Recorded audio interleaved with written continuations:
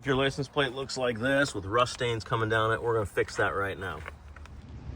All right, so I'm using a 3/8 inch socket.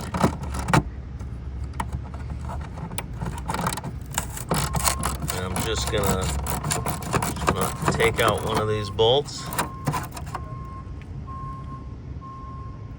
There it is.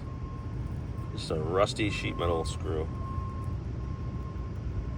Let's head into our local hardware store. All right, so I will save you the time watching me, but we're gonna get some stainless steel hardware. These are 14 by 3/4. There's 3 in a pack, so I'm gonna get 2 packs. And I will go ahead and test them. I am gonna need a Phillips screwdriver because these do have a Phillips head on them. So we'll go test those out now. We're gonna replace both screws with stainless steel hardware. Problem solved. Thanks for watching. Check out the description for more information and hit that subscribe button if you'd like to see more videos.